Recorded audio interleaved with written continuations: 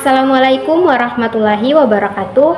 Halo teman-teman, kembali lagi di channel saya Nurhalisa Chamari, mahasiswi dari Universitas Khairul Ternate, Fakultas Ekonomi dan Bisnis, Prodi Akuntansi dengan NPM 0227241130. Apa kabar semuanya? Semoga selalu dalam keadaan sehat, semangat, ceria, dan jangan stres-stres ya teman-teman. Kalau teman-teman malas untuk belajar, nah solusinya tuh gampang. Teman-teman tinggal nonton video ini saja. Sambil teman-teman mau rebahan, duduk ataupun makan tapi mendapatkan ilmu, keren kan? Pada video pembelajaran pertemuan ke-7 ini, saya akan membahas materi mengenai tantangan dan peluang dalam keuangan dan perbankan syariah di Indonesia. Materi ini sangat penting karena membahas bagaimana kondisi nyata perbankan syariah saat ini, apa saja kendala yang dihadapi serta peluang besar yang bisa dikembangkan di masa depan. Semoga video ini menambah wawasan dan memberikan pemahaman yang lebih baik bagi kita semua. Selamat menyimak.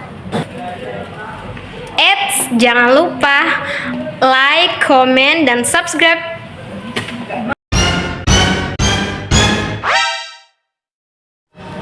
Baik, kita masuk ke pembahasannya. Indonesia adalah negara dengan jumlah penduduk muslim terbesar di dunia. Potensi ini seharusnya menjadi kekuatan utama dalam mengembangkan sistem keuangan dan perbankan syariah. Namun, dalam praktiknya, perkembangan bank syariah di Indonesia masih menghadapi berbagai tantangan yang cukup kompleks. Di sisi lain, peluang untuk berkembang juga terbuka sangat luas, baik dari segi jumlah penduduk, kemajuan teknologi, dukungan pemerintah, hingga kesadaran masyarakat terhadap ekonomi Islam yang semakin meningkat. Oleh karena itu, penting bagi kita untuk memahami apa itu keuangan dan perbankan syariah, apa saja tantangan yang dihadapi, dan peluang besar apa yang bisa dimanfaatkan di Indonesia. Kita masuk ke pembahasan pengertian keuangan syariah. Keuangan syariah adalah sistem pengelolaan keuangan yang berdasarkan prinsip-prinsip syariat Islam. Artinya, semua kegiatan keuangan harus bebas dari riba, bebas dari gharar, bebas dari maisir, bersifat adil dan transparan. Contohnya adalah tabungan syariah, pembiayaan murabahah, zakat, infak dan wakaf, dan dan asuransi syariah. Zakat, infak, wakaf dan asuransi syariah. Kedua, pengertian perbankan syariah. Perbankan syariah adalah lembaga keuangan yang menjalankan kegiatan usaha berdasarkan prinsip syariah. Berbeda dengan bank konvensional yang berbasis bunga, bank syariah menggunakan sistem bagi hasil jual beli dan sewa. Tujuan utamanya bukan sekedar mencari keuntungan, tetapi juga mewujudkan keadilan, keberkahan, kesejahteraan umat. Perkembangan perbankan syariah di Indonesia. Perbankan syariah di Indonesia dimulai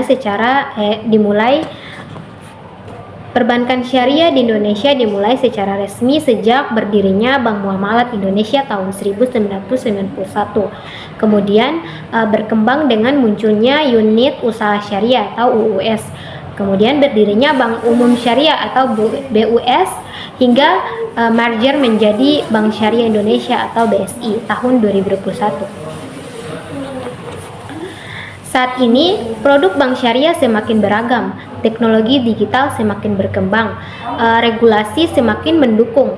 Namun demikian, market share dan bank syariah masih berada di sekitar kisaran 7-10% dari total perbankan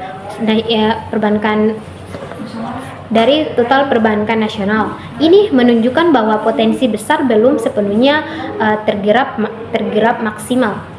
Tantangan keuangan dan perbankan syariah Indonesia. Sekarang kita masuk ke bagian paling penting, yaitu tantangan. Pertama, rendahnya literasi keuangan syariah. Banyak masyarakat yang belum tahu perbedaan bank syariah dan bank konvensional. Mengira tuh bank syariah sama saja, hanya ganti nama. Tidak paham sistem bagi hasil. Akibatnya minat masyarakat masih rendah, banyak yang tetap memilih bank konvensional. Kedua, sumber daya manusia yang terbatas. Tantangan berikutnya tuh adalah kurangnya sumber daya manusia yang paham ekonomi Islam, menguasai perbankan modern, memiliki sertifikasi syariah. Banyak pengawasan bank syariah yang awalnya berasal dari bank konvensional sehingga perlu pelatihan ulang. Yang ketiga, modal dan skala usaha yang masih kecil.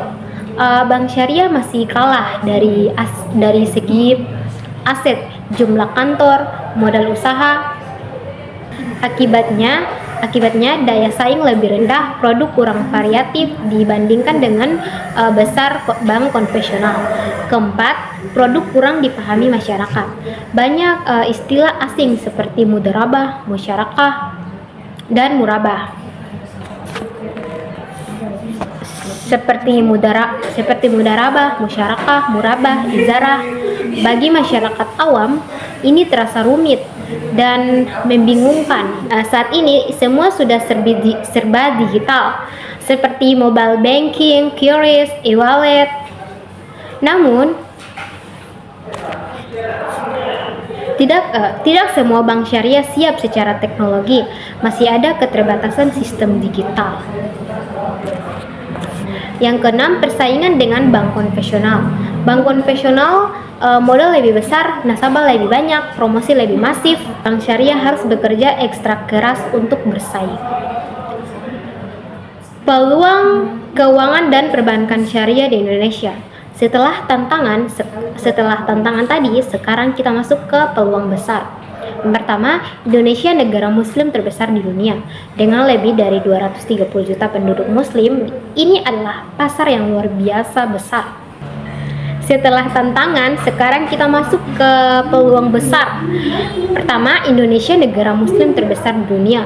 Dengan lebih dari 230 juta penduduk muslim, ini adalah pasar yang luar biasa besar.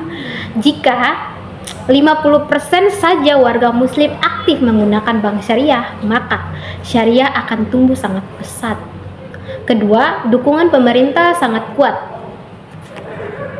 Pemerintah membentuk Komite Nasional Ekonomi dan Keuangan Syariah, mendorong industri halal, memberikan sukuk negara, mendukung UMKM berbasis syariah.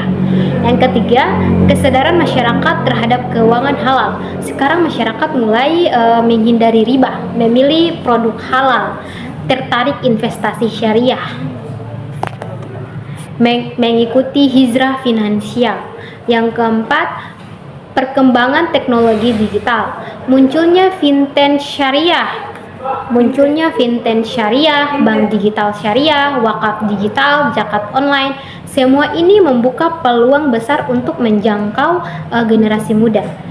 Yang kelima, potensi UMKM syariah. UMKM di Indonesia sangat besar jumlahnya jika dibiayai dengan sistem syariah.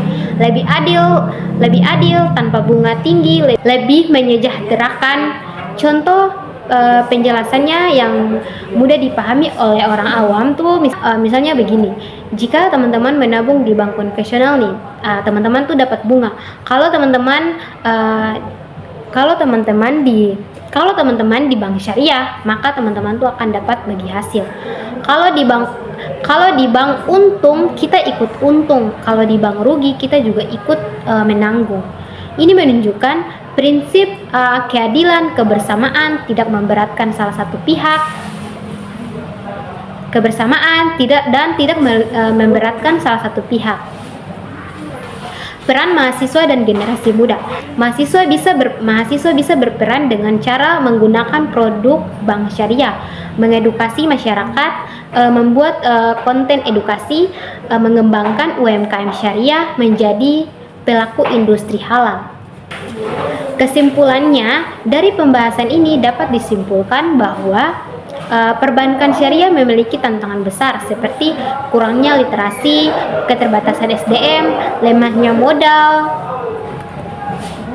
persaingan ketat. Namun, peluang yang dimiliki juga sangat besar, yaitu penduduk muslim yang terbesar, dukungan pemerintah, kesadaran keuangan halal, teknologi digital, potensi serta potensi UMKM. Artinya tuh masa depan keuangan dan perbankan syariah di Indonesia sangat cerah jika dikelola dengan baik. Teman-teman, demikian penjelasan mengenai tantangan dan peluang keuangan dan perbankan syariah di Indonesia. Semoga video ini bermanfaat, menambah wawasan, dan menjadi motivasi bagi kita untuk ikut mendukung perkembangan ekonomi syariah di negara kita tercinta ini. Terima kasih atas perhatiannya. Jangan lupa like, komen, dan subscribe. Wassalamualaikum warahmatullahi wabarakatuh. Bye bye guys.